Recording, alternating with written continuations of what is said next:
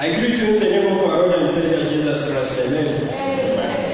Let us pray, even as we go to the offering.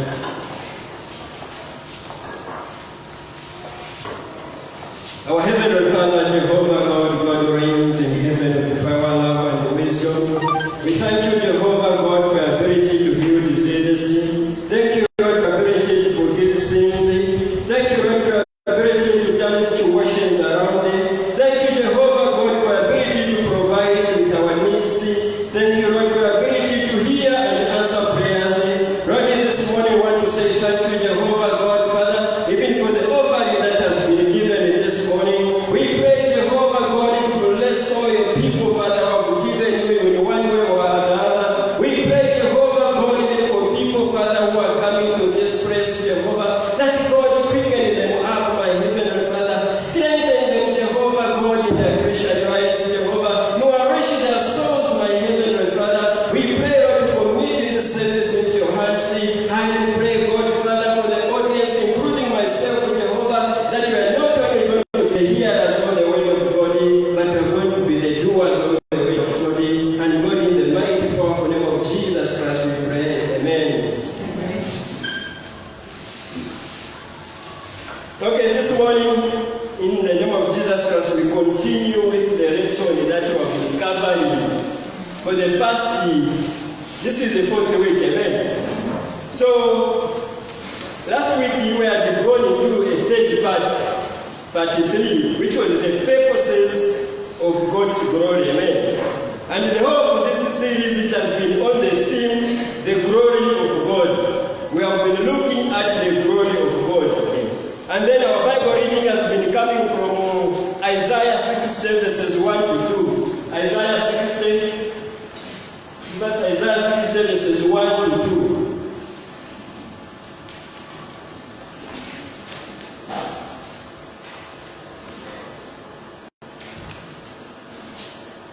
Isaiah 60, verses 1 to 2 says, Arise, shine, for your light has come, and the glory of the Lord rises upon you. See, darkness covers the earth, and the thick darkness is over the peoples. But the Lord rises upon you, and his glory appears over you. Amen. So the Bible is telling us that his glory appears over you.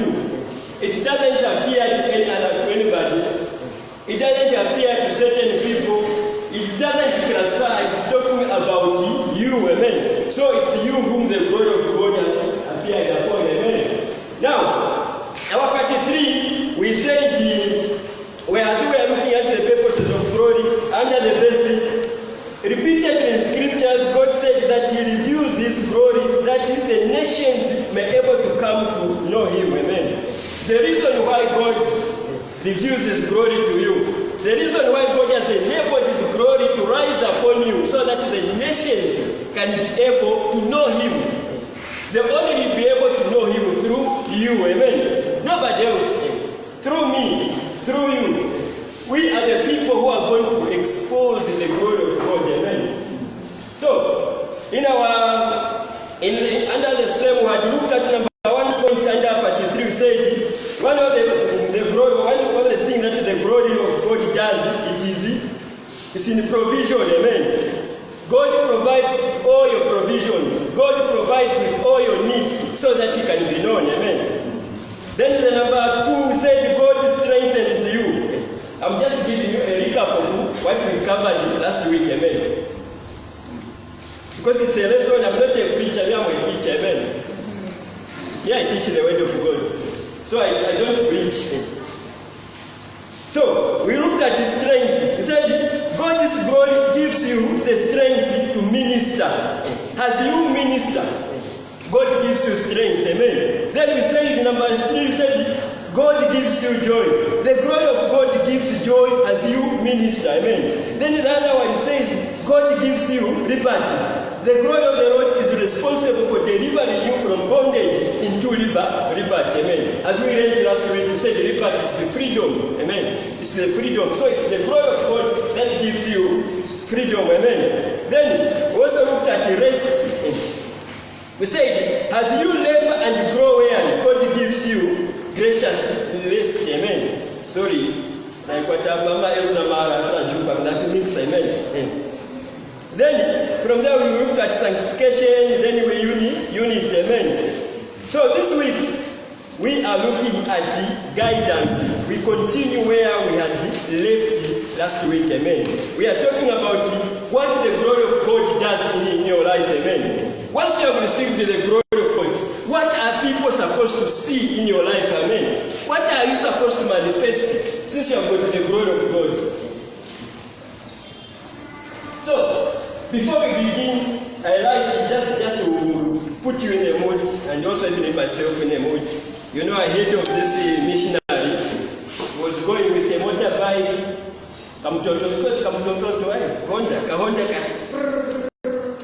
so he was going like a Honda. So when he reached a certain village, he was welcomed into Kuchipango. You know, Pari wa chief. So he went to Kuchipango. So he left his Honda, his motorbike behind outside. Almost like a fence, amen. So as he was inside, then this man, one of them came with a group. So that's how he came to setting her high and holding it. He was touching the motorbike. Then that's how he touched the chair. And he said, "Oh, it's for the children of Fukai." When we move, so the missionary was on board. So that's how I asked the chief. But chief, what is the Mungwe? So the chief was so he was, didn't want to, it's embarrassing word. So what he did is I told him that Mungwe, we are Mujova Chindika Sana Musosai. So now that was the chief telling me that missionary, amen. So my lesson went on, and that missionary kept to in mind that Mungwe would never Chindika Sana, amen. So time of baptism came, and he had to start with the chief. So now that's how the priest missionary said, today they but to teach Mungu Mukalamba so that they go Mungu wanako Mungu. Amen. Anyway, that was just a joke. I like joking, amen. So number one thing, number 8 point, one of the glory of God that it does in somebody's life, it gives you guidance, amen. It gives you guidance, and it leads. God leads you by His glory. Follow the leader. Do they do that nowadays? Amen. So, what we are talking about is that God leads you by His glory. As you be going through your Christian life, it's God who's supposed to guide you. Amen. Because every day you'll be facing different situations that should make you seek God, amen. That should make you ask God, what am I supposed to do under the circumstance, amen. Let us read Isaiah 63, verses 12 to 14. Isaiah 63, verses 12 to 14. It says, that led them by the right hand of Moses,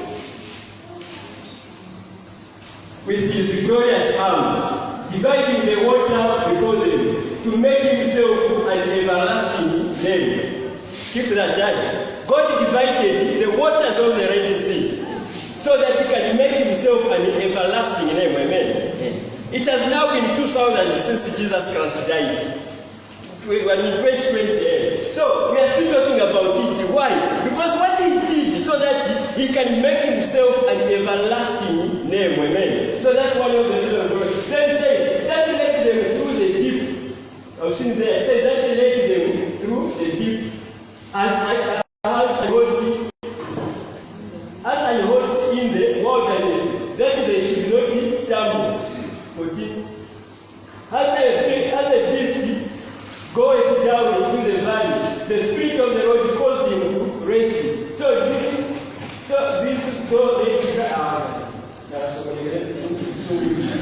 the people to make themselves a glorious name, amen. What can I read to what I'm used to? Today I'm used to amen.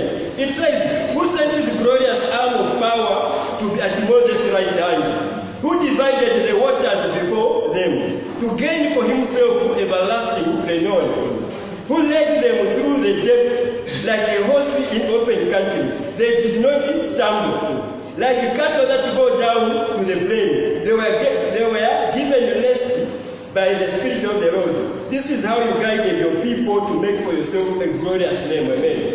That's how God guided his people to make himself a glorious name. Amen. Amen. So this morning, if you are being guided the glory of God, by the glory of God, then you are in the right, you are just okay with the word of God. Amen. Because the Bible is talking about the children of Israel. This one is the chosen people. God was guiding them by his glory. Every day he was guiding them with his glory. Amen. So now the question is, what guides you? Yourself, you answer that. Who guides you? Is it Uncle Google? Everything you want to do, just Google. Yeah. So now, what is guidance? Guidance means get advice or help from God. Guidance means to get advice or help from God. We all need to be getting advice from God. Jesus Christ, during his earthly ministry, every now and then, he would just come out from his day-to-day activities and go aside to go and seek advice from God. Where do you get your advice from? Who advises you when you are when you are about to make a critical decision? Guidance is a roadmap to know the right steps to take for a godly life. Amen. It's a roadmap to know the right steps to take for a godly life. You and me, we are leading a godly life. Amen. We are not on auto pilot. That we can automatically. As we are leading a godly life, which has got do's and don'ts. Amen. So the Bible says guidance is a roadmap to know the right steps to take for a godly life. Amen. So that's what the glory of God does.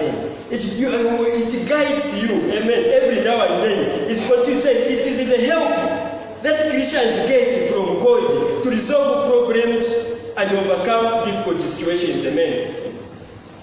Here on earth, there are problems, there are difficulties, there are trials, there are situations that requires you every now and then to get advice from God. As long as you are a child of God, you experience problems, you experience needs. There will be a time that will be needed for you to get advice from God. Whatever, there's a popular saying that, don't follow me, I'm also blind. No, it says, don't follow me, I'm also lost. That is the child. Amen. The lost man is the lost. Amen. So follow God, follow the ways of God, follow the Bible, follow what the men of God they preach. Amen. Amen. Then you are going to be in a right passage. Now, in our country, we say, what are the fundamental benefits of divine guidance? Why should you get advice from God? Why should you wait upon God to advise you?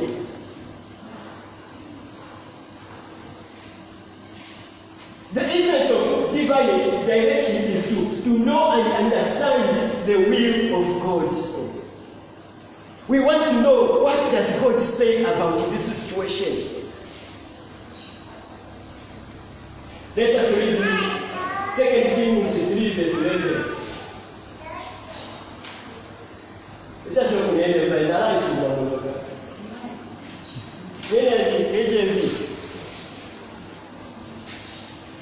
Okay, but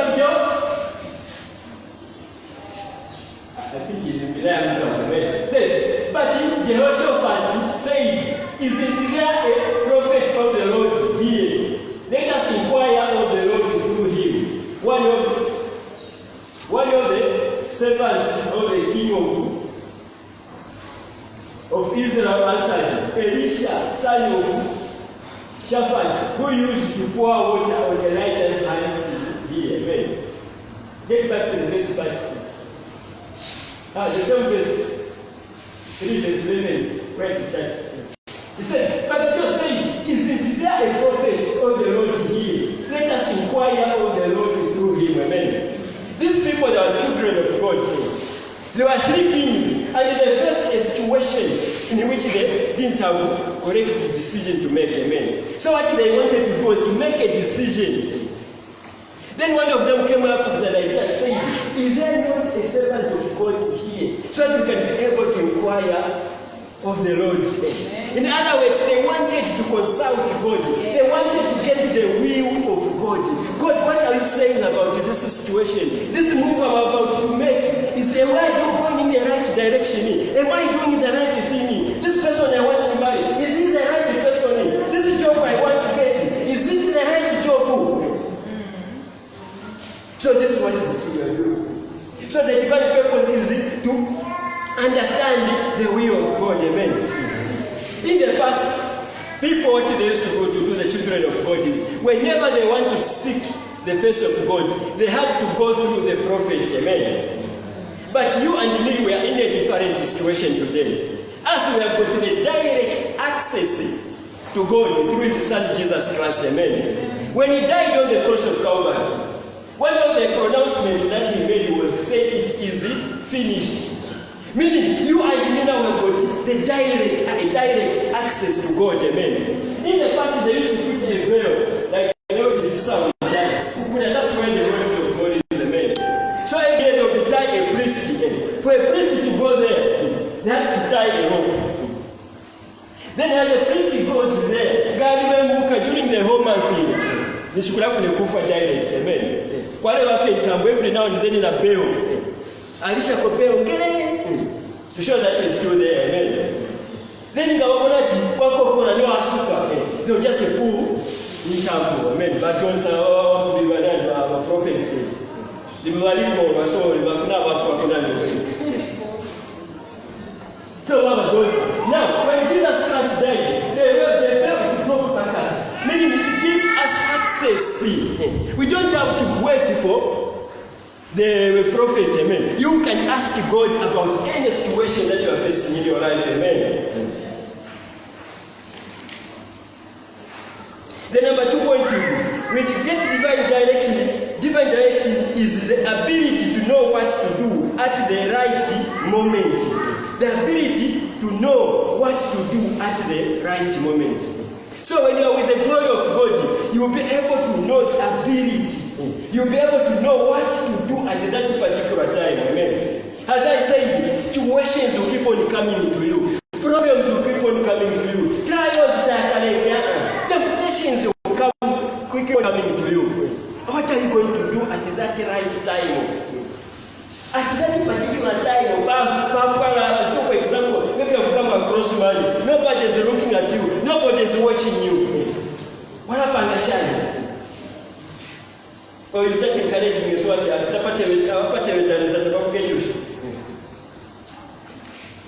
So what am I talking about? God, when He will be guiding you in His glory, He will be able to give you the ability to know what to do at the right moment. Amen. Then the number 3 point where we seek guidance from God is to get the approval of God. The approval of God. What you are doing in life, is it approved by God? Your dressing, is it approved by God? Your behavior, is it approved by God? Your talk, the way you talk, the language that comes out of you, is it approved by God? The way you portray yourself, is it approved by God?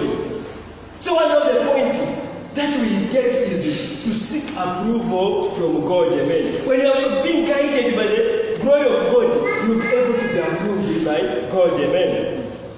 Let us read Acts 16 verse 16. The approval it is whereby we want to do something, but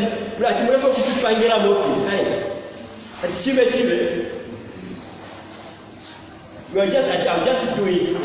Let us read Acts 16 verse 6.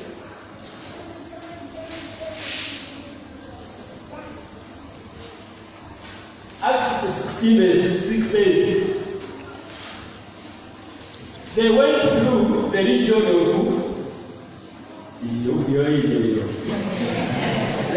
and Galatia, and were prevented by the Holy Spirit from speaking the message in the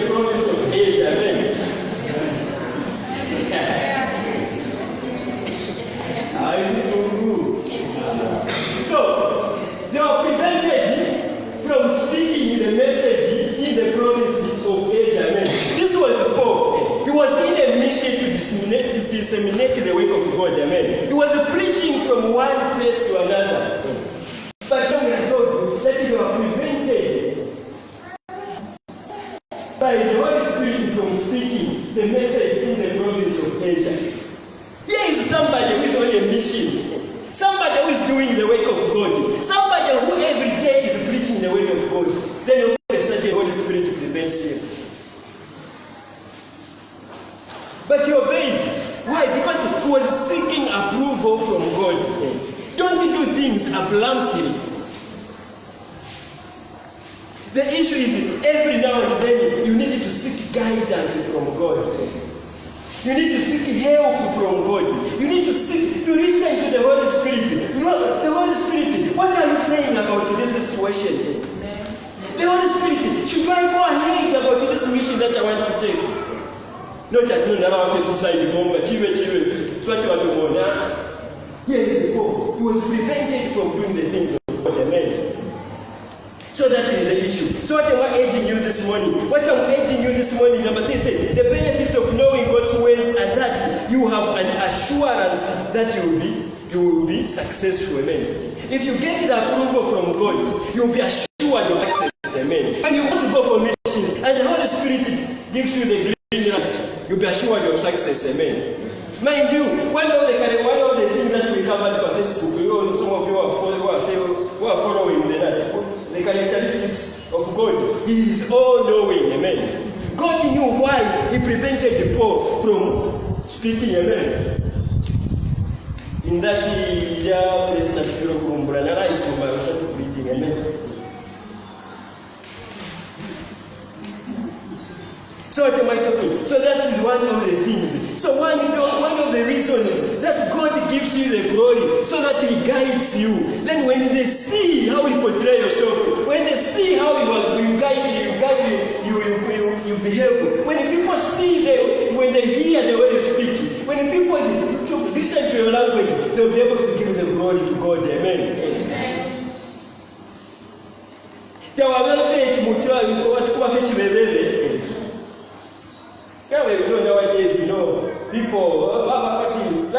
freedom, they can do anything they feel like. No kubuka kati ashaye ku church kaba pastor tawaba na nisha yekole ni holiday. That's why another pastor empanga chenji they start to pray. Amen. That's how we are, some of us. Amen. We are not condemning, we are not judging, we are just saying the way it is. Amen. Then the number 9 point. One of the things that the purposes of the glory of God. We are looking at the purposes of the glory of God. One of the purposes is wisdom. Amen. He says the wisdom we need for effective ministry comes from God's glory. The wisdom we need for effective ministry comes from God. The question is, what is your ministry here on earth? What is your ministry here in the church? What is your ministry? What did you do in church? If your ministry is to sing in the praise, God will give you the wisdom to do it. Amen. If it's your ministry is to usher, God will give you the wisdom. Amen. If your ministry is to encourage, you are an intercessor, you are somebody who stands in the gap of others, God will give you the wisdom. Whatever ministry it is, God will give you the wisdom. Amen. If your ministry is to give, God will give you the wisdom to give you more. Amen. The issue is each and every one of us is supposed to have a ministry. At least a ministry. Or maybe at a bench warmer. You may not have a ministry, you don't know. Amen. So what I know, let us read it. Ephesians 1, verses 17 to 18.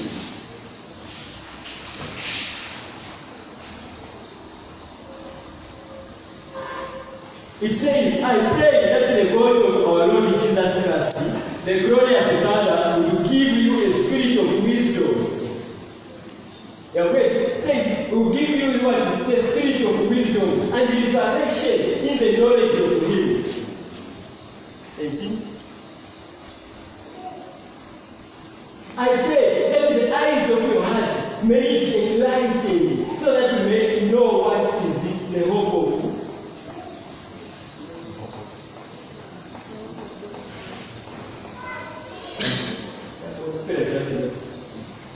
Amen. So now, what are we talking about? One of the things that it gives you wisdom. Amen. Just talking about wisdom. Wisdom is not an everyday thing. That is super. I heard of this man. I went to 1,000 party. And he had 3 problems. I went to Vancouver. Never went to 1,000. I'm a rental. I went to 1,000. Abana bakusukuru balikuweka 1,000. Ero akwete 1,000 ero wisdom tangwa. Looking at what am I going to do? But I came up with a very good wisdom according to him. No, I just went to drink the money. Can't fail to make a decision. Amen. So now, what are the definitions of wisdom? Number 1, this is the fear of the Lord is wisdom. Just the fear of the Lord, it is wisdom itself. When you practice the fear of the Lord in your life, you are already portraying the wisdom of God. Amen. The Bible says, if you not steal, and if you don't steal, you are fearing God dying. Already you are practicing wisdom. Do not kill, you are practicing wisdom.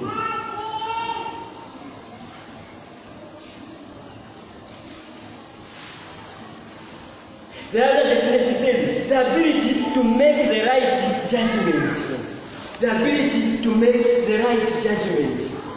The right judgment. You judge yourself. What am I going to do in this situation? Ahead of this true story, Mukawe, some barracks in Mukawe. There are 2 barracks in there.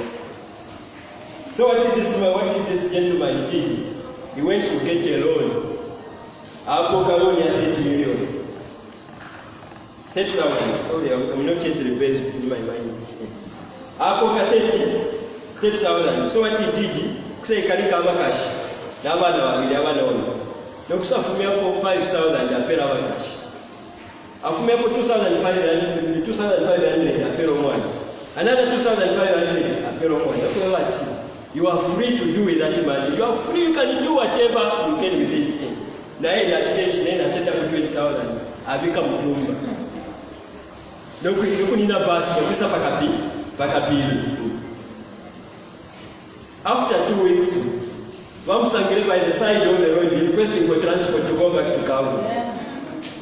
Not to judge him. That was the purpose, right? So much is it a right judgment?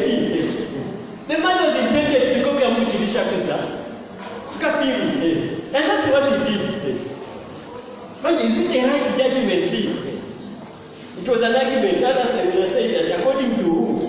It's according to him. He got that man according to him. So now what I was saying is the ability to make the right judgment. Amen. So that's the definition of wisdom. Amen. The ability to decide or judge what is true, right or rusty. Amen. What is true, what is right, and what is rusty.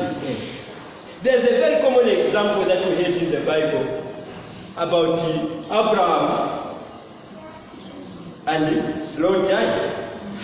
These people, okay, let us go to Genesis 13, verses 1 to 15. That I will give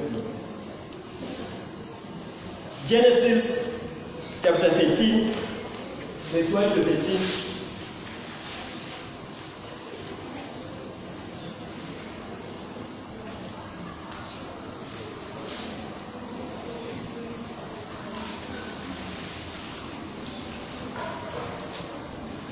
He said, then Abraham went up from Egypt to the Negev. He, his wife, and all he had, and Lot with him. Amen. Just to cut the story short. He had with Lot, they became wealthy. As they were living, they had livestock, they had cows, they had sheep, they had cattle, camels, everything. Amen. Now there was a time when that came for them to want to separate. Because their headsmen, they started fighting amongst themselves. So now there was a need for them that for peace to exist between us, we need just to separate the men. Go to verse 4. Jump to 4. The same Genesis.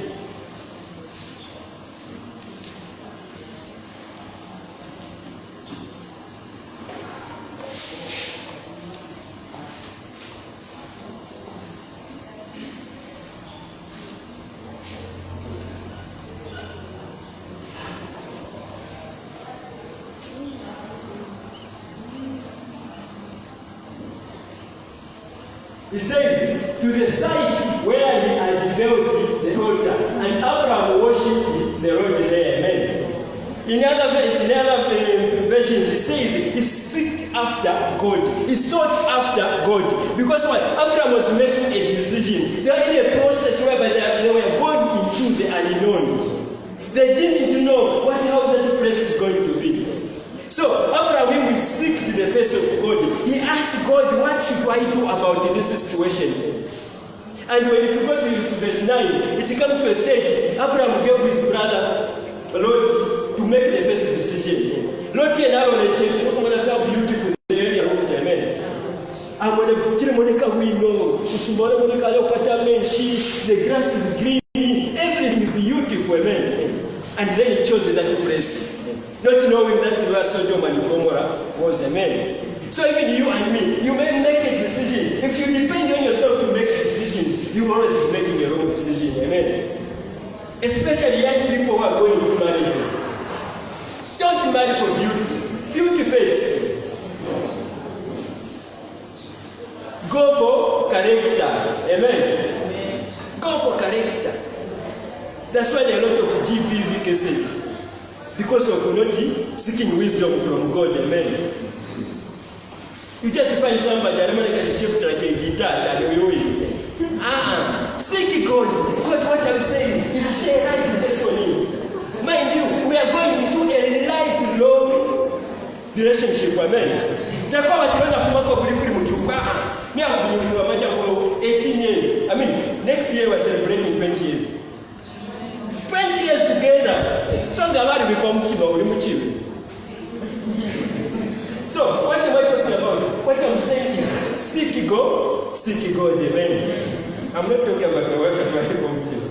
She's a good woman, amen. She just bailed me from no problem on her way, amen. She's a blessing from God. Amen. So that's what we're doing. So one of the purposes of the glory of God is to give you wisdom. People will be able to see the decisions that you are making. They say, this person ended up, amen.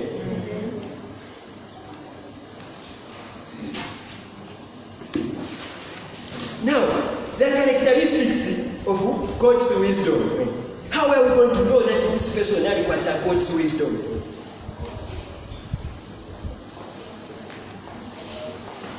Let us read James 3 verses 13 to 18.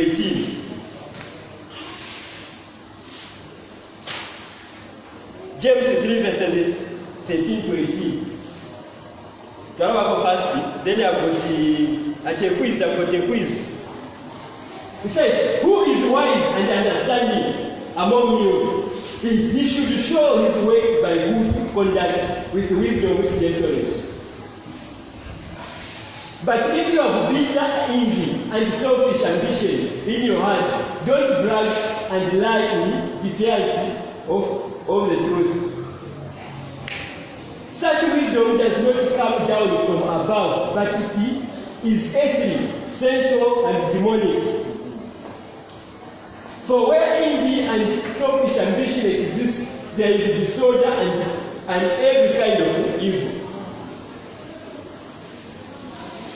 But the wisdom from above is first pure, then peace-loving, gentle, comprehensive, full of mercy and good fruits, without favoritism and hypocrisy. And 18. And the fruit of righteousness is sown in peace by those who make peace. Amen. Amen. So that is the wisdom. It has been described in the shortest day. Now we've got a few questions which yourself are supposed to answer. It's a quiz for you. Amen. Number one, we learn from that passage that those who are wise are humble. Wise people don't constantly brag, boast, or display pride of attitude. Do you do that? Are you humble? Don't answer. You answer yourself in your heart. You just know. Then number 2 says, good deeds. Wise people live on an upright and moral life. That's what the wise people do. Then wise people are gentle. Wise people treat others with care and respect. The question is, how do you treat others? Yourself. Wise people are considerate. Wise people put the needs of others ahead of themselves whenever possible. On the way of number 1. Then we say wise people are peace loving. Wise people don't foster division. They work to end strife and to do more. Amen. Confusion everywhere. No. Wise people are merciful. Wise people demonstrate compassion, forgiveness, and kindness. Amen. Do you do that in your life? Wise people are sincere. Wise people are genuine, real, and honest, not deceitful. Just because nobody is looking at you, then you do something else. Wise people are fair and just. Amen. So that is the issue of wisdom. Amen. Now, because of time, we go into the next one, the 10th point. Now that you have got the glory of God, now God has blessed you. He's guiding you every day. Now God is with you. You have been praying for a job. God has given you a job. You have been praying for a spouse and has given you a spouse. You have been praying for children and He has given you children. There is usually something that comes after every blessing in your life.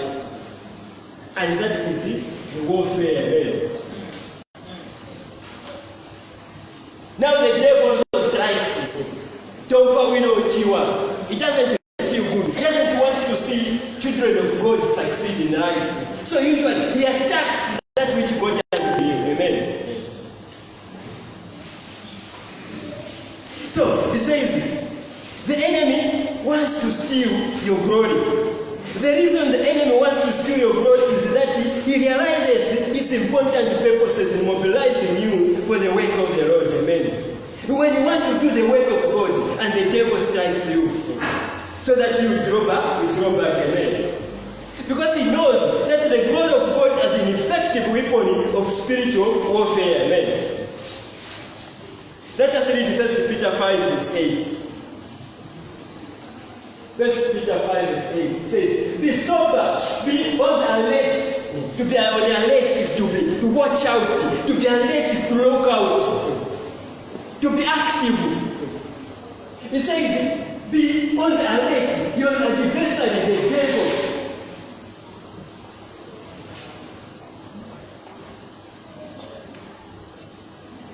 Your adversary, the devil, is going around like a roaring lion, looking for anyone he can devour. Amen.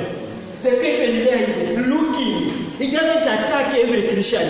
He's usually looking who is the weakest. Now the question is, why does the devil attack the children of God? Why can't he leave them alone? Let them enjoy the blessings that God has given them. If they wanted a job, let them have the job in peace. If they wanted children, let the children be able to be obedient. Then why does the devil attack the children of God? Why are you constantly under attack? To answer that, I heard of this man in the past, Akala will call in 19 something you call. When vehicles were invented, they used to have what we call carriage. Where the donkeys pull. There used to be Chikochika. Then there was this slave owner and the slave. Amen. The slave was a Christian. The master, he was an atheist. These people who believe in the existence of, they don't believe in the existence of God. Amen. So one day, as they were going, then the Chikochika, the tire to broke. When it broke, that's how the slave, it was his duty, he started now to mend that tire. So as he was mending that tire, he hammered himself.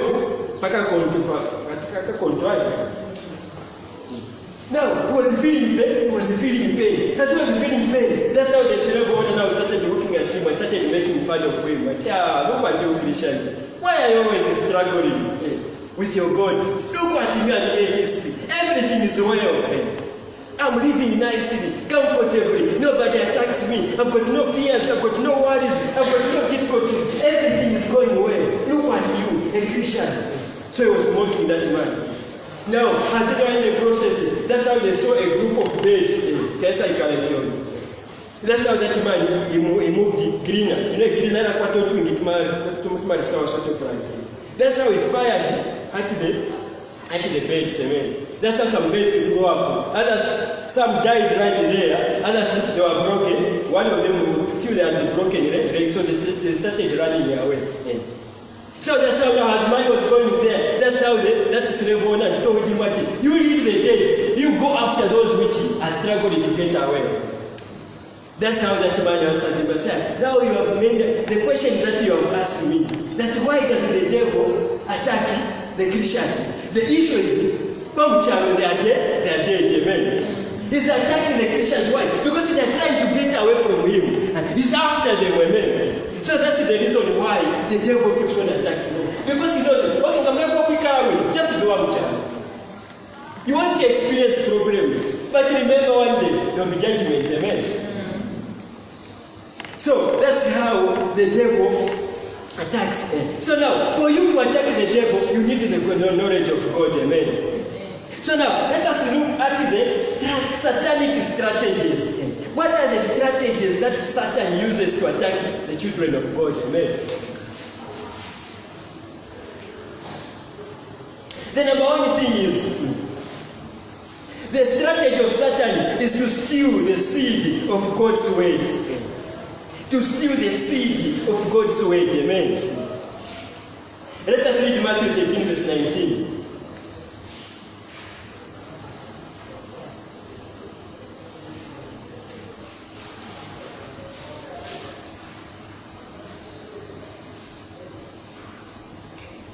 Matthew 13, verse 19.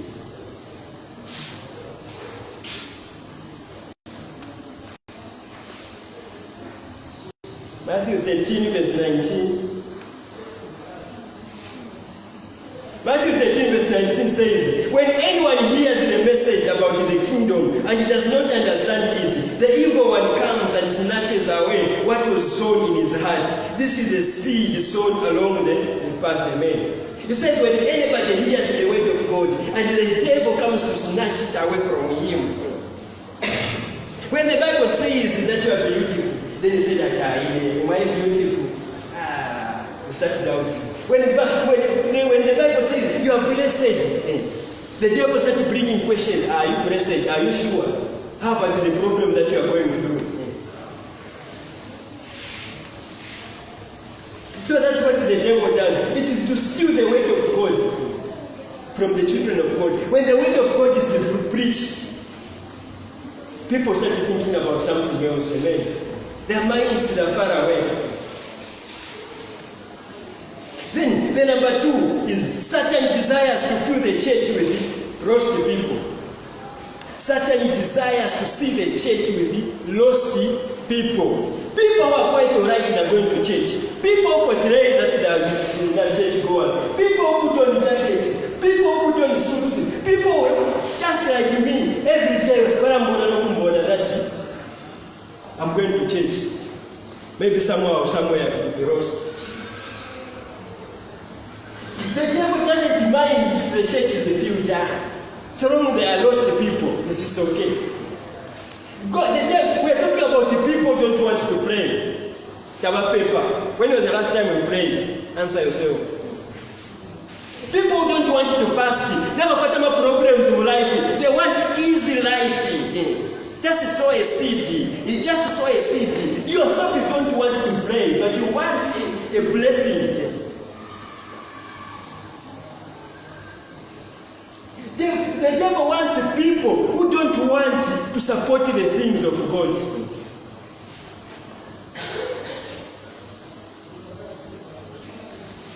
People don't want even to follow what the Bible says.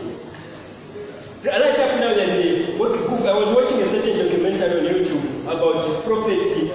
or something like that to South Africa. What he told the congregation, even here it's shameful, even me just to mention it, it's shameful. Whereby he told the people to come with underwears for blessings. Maybe I've already told that you're going to that. And the people full of church, come on, where do they get this theology from country? You can say what somebody that way. And then I want to anyway, so that's the desire of the devil, to fill the church with the lost people, amen. Papa, just to come for prayer. But we never say. Anyway, yes, we would be busy with the ways we understand it, amen. But to get away but the prayers for church, be aware yourself, amen. There are prayers in the neighborhood. Avail yourself. There's a Bible study. Avail yourself. Avail yourself in the things of God. Amen.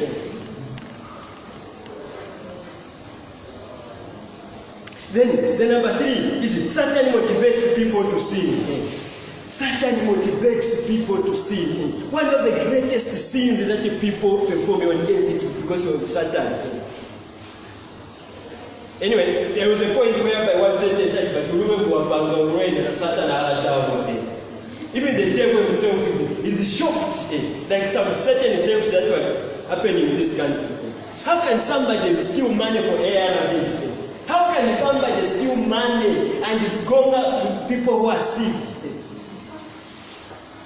You go and buy them fake medicines.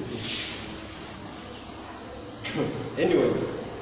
So, Satan motivates people to do what? To sin, amen. Let us read John 13 verse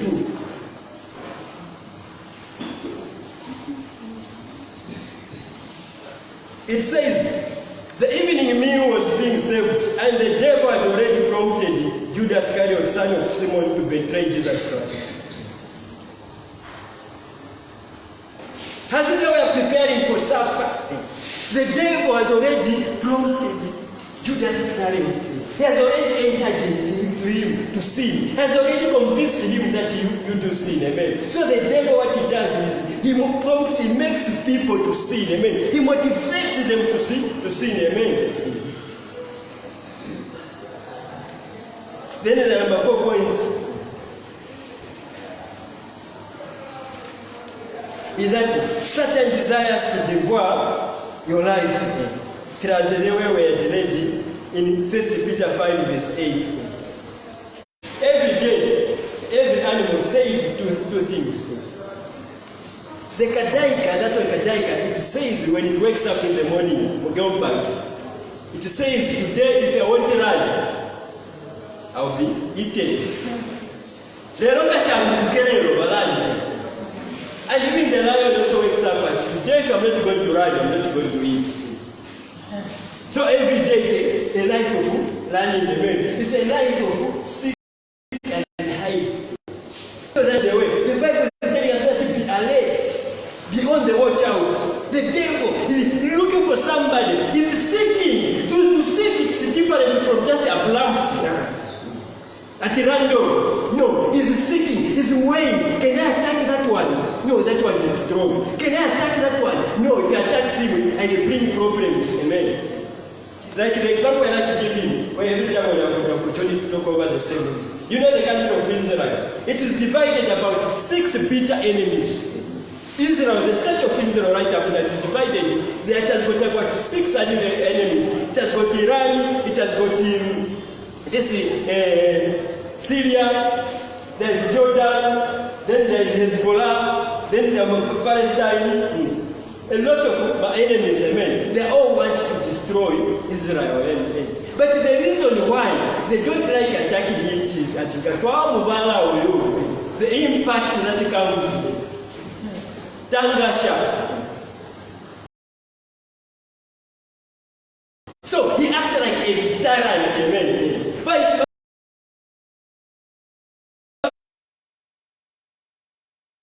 the devil does. When he looks at you, he says, this one, once I attack him, once I attach his children, the prayers that he's going to pray, it will disturb him in the neighborhood. You run away. When was the last time that you prayed? When was the last time that you read When was the last time that you did anything for God? These things, that's what I mean. Okay, you can explain, amen. People can explain, amen. So that's what the devil does, amen. Then the number 5 point is Satan desires to set your focus on the interest of this world rather than on God. You find that if you want to do God, it becomes complicated, it becomes difficult. But if you want to do Chapacharo, very easy.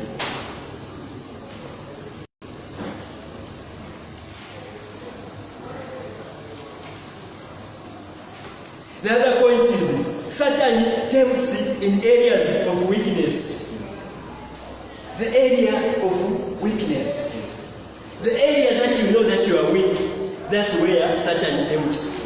Like when you're fighting boxing, don't show your opponent your weak points, amen. And you take advantage. Just be hitting just talking about weaknesses ahead of time.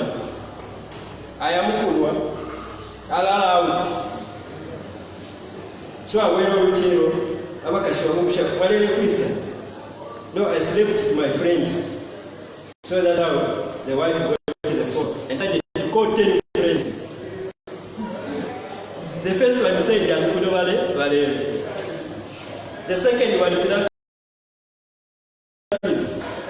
6 of them, they confessed that they slept there. And the four, they slept there. In fact, he's still sleeping. He's still sleeping.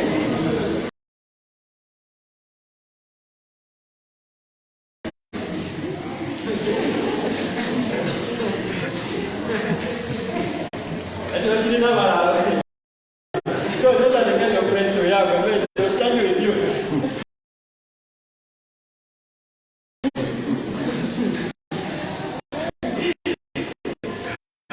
So now, what am I talking about? What I'm saying, the devil gives you all areas of weakness in the man. If you see that you have got weakness in your children, you will start attacking you through children, amen. Your children, they start rebelling. Like giving him conditions. Breakfast. There is a gym there. Vibration, never patanama, the mass. Prefer worry. Maso ya says that you are on a campaign to prefer rebellion wakes up and the people are rebelling, amen. So that's what the devil does, amen. The question is, how do you defeat Satan? How do you defeat Satan? It says, never try to fight Satan with fleshly weapons. The flesh is no match for enemy. Weapons that defeat Satan are here. These are the weapons that defeat Satan. Amen. Number 1 is God's way. Matthew 4 verse 10. Matthew 4 verse 10.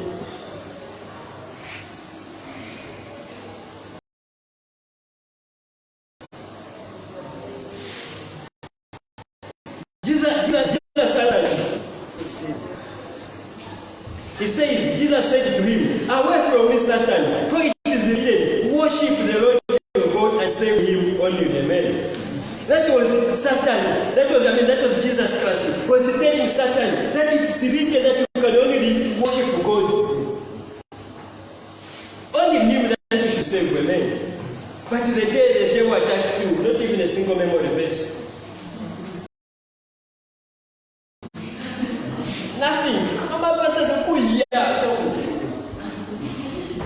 One time I was doing truck driving.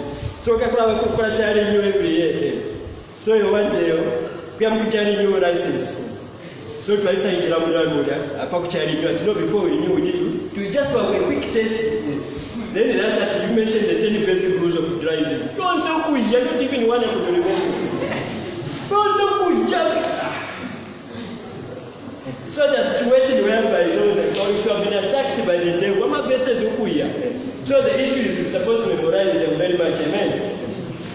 So that was, Jesus said, away from me, Satan, for it is written, worship the Lord your God and serve only him. If you go verse 11, it says, then the devil left him and angels came and attended him. Amen. Meaning the devil can only run away from you if you mention the word of God. Amen. The devil you can only put the devil to flight only if you use the word of God. Nothing else. You can't bribe the devil. You can't let me dance for you, devil. You say, no, devil, let us negotiate. You can't do that. If it is to destroy, that's what you do. In John 10 verse 10 says, the thief, the devil, comes on to steal, to rob, and to destroy. That's all. He may look to be friendly at that particular time, but in due course the distraction will come.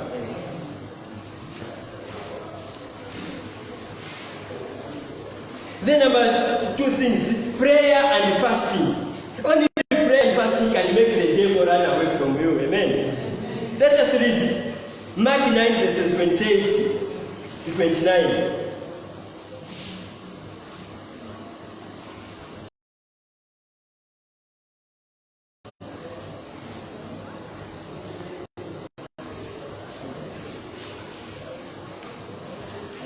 It says, Matthew said, after he went into a house, his disciples asked him privately, why couldn't we drive it out?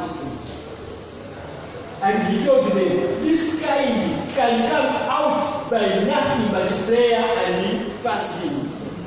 You could have been facing a situation in your life for a long time. Maybe you want your children to be saved. You want your husband or your wife to be saved. Maybe you've got a problem that is troubling you. You don't have a job. You don't have a situation. You don't have a spouse. You need a promotion at work. You need money to do ministry. You need whatever you need. The Bible says it can only come out through what? Prayer and fasting. Amen. So only prayer and fasting can put the devil to fright. Amen. We're almost there. We're concluding. Then number 3 is the blood of Jesus Christ. Revelation 11 verse 12. Where it says they overcame him by the blood of the Lamb and by the word of their testimony. Amen. They overcame him. Who? The people. Which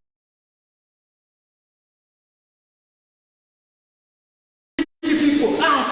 How? By the blood of the Lamb of God. Amen. That's how we only overcome the devil. It's through the blood of Jesus Christ. Nothing else but the blood of Jesus Christ. Amen.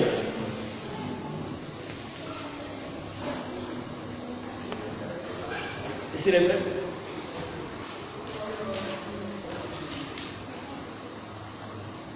Then, the other point is number 4 is the name of Jesus.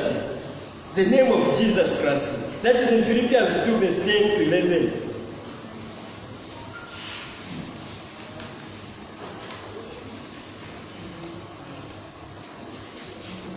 Philippians 2. It says, so that at the name of Jesus, every knee should bow. Of those who are in heaven and on earth and under the earth. Amen. Every knee should bow. And every tongue should confess that Jesus Christ is Lord to the glory of God and the Father. Amen. That's the only thing that can put problems away from you. Some of this problem we have is just some things that will be demonic. Yes, there are many types of problems, but others, majority of the problems is because of your confessing that you are a child of God, problems will be on you. And if you put the devil to fright, then also even the problems will be solved. Amen. Now let us conclude this lesson at the last thing that will happen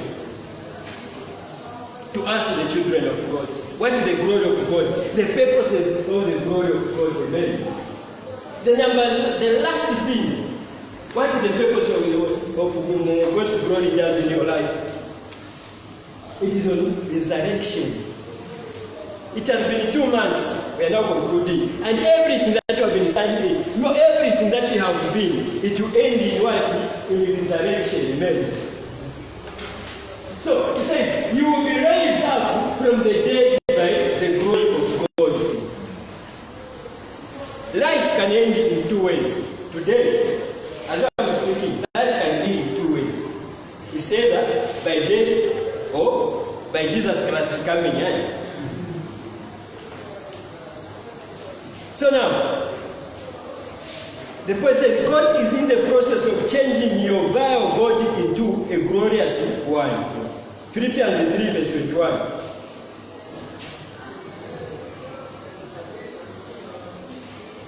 It says, who, by the power that enables him to bring everything under his control, will transform our lowly body so that they will be like his glorious body. Amen. We are talking about the glorious body of Jesus Christ here. The body that doesn't feel hungry, the body that doesn't feel hunger, the body that's not susceptible to sickness. That's the body that you are going to have. Amen. To be a glorious one. Amen.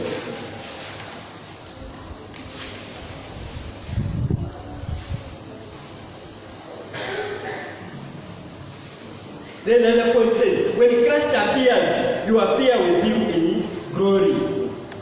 When Christ appears, you appear with him in glory. Meaning all your Christian life, it will just culminate into one thing, into appearing with Jesus Christ in his glory. It will be wasted years for you to appear somewhere other than Jesus Christ. All the fight that you have been putting in with the devil only to appear with hell. The problem that you went through. That's why it is said that people will be judged on how they do what? The end, not the start. Right? It's possible at the end of it. Come on,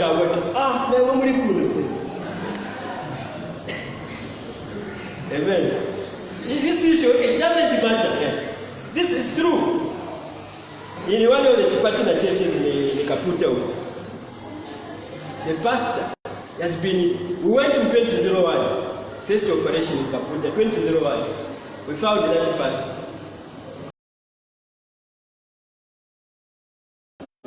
2011, that is after 10 years, only to hear that your pastor will pay fine. Wow, you cannot church.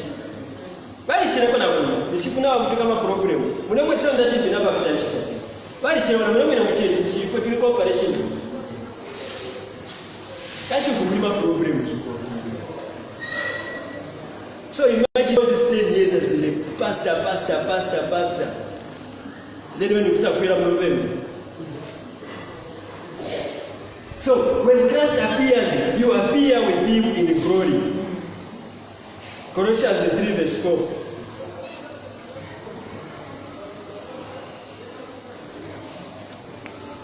It says, when the Messiah, who is your life, is revealed, then you also will be revealed with him in glory. Kama isamaje mu glory. Mwewe wa yaya. That life, everlasting life. Just imagine kula yake. Okay, it's mind, it boggles my mind. When I started thinking about it, do you try to imagine everlasting how it is? Just imagine, anyway, that's the way it is, things of God, amen. So, that has been our lesson. For the past 1 month, we have been looking at the same things, amen. It's my prayer that God has been able to impart something at least in our lives, amen. Thank you very much. Mungu amebariki. Asante sana.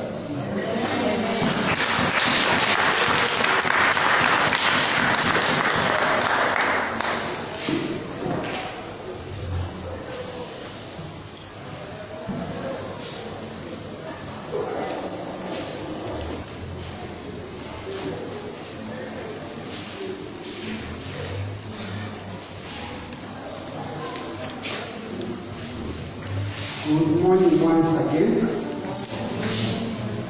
It's time for announcements. And before we go on with announcements, we would like to welcome those who visit us for the first time. Kwa kemo kupokeirako, abaishireko kuwakwaliako, abaishireko paliponza pele mwikele kutumanyeni nako, kwa kusengereko, ishireko kwa Kristo.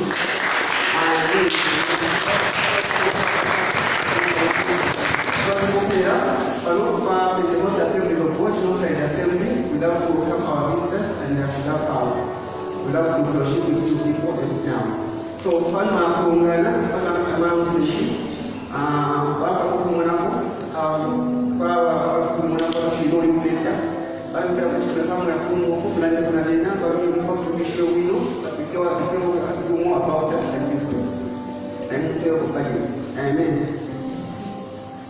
then next announcement is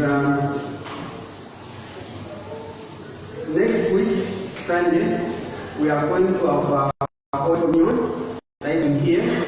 And this Holy Communion, I invite people, our members, and our friends to come and share the Holy Communion together. We all know the benefits of the Holy Communion, such as we come and break bread and have the Holy Communion together, just as promised. Amen. So we are all encouraged to invite more people to come and worship with us next Sunday. And on our advantage of the same, that next communion, even the will be around. So we'll be around next Sunday as we take the Holy Communion. So we are all encouraged to come. Then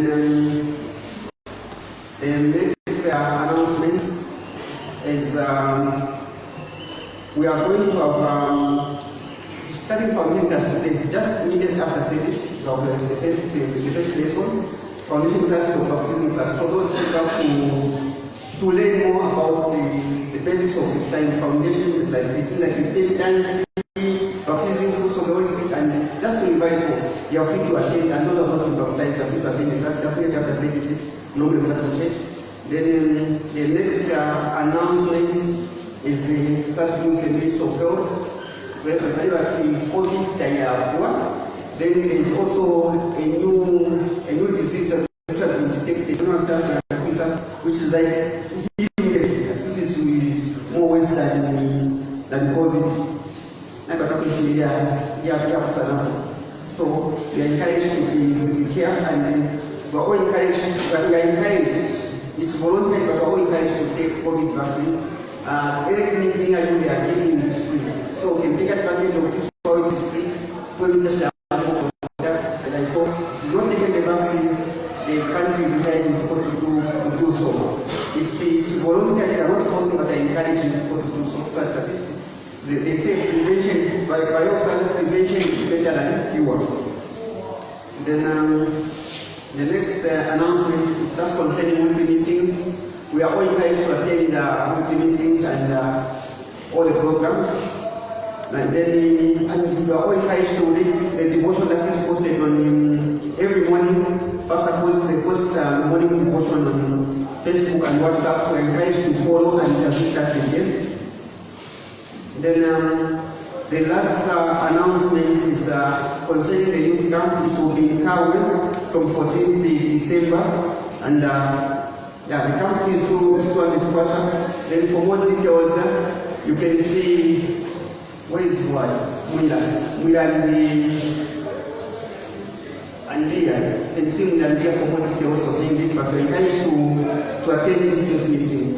Amen. So people from the foundation class and baptism class are encouraged to learn just after service. This class will belong to the first class, just introduction. And with this, shall we just pray before we share the grace? Our Father in heaven, we thank you for this week's service. We thank you, God, for all that you've been through and for all that you've blessed us throughout the past days.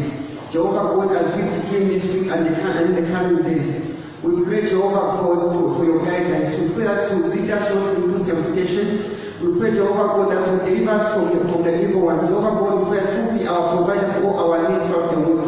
Jehovah God, you are God who will never let us down and will never forget about us. Father, as we go, we speak of your blessings upon our lives. In Jesus' holy name, shall we stand and share the grace?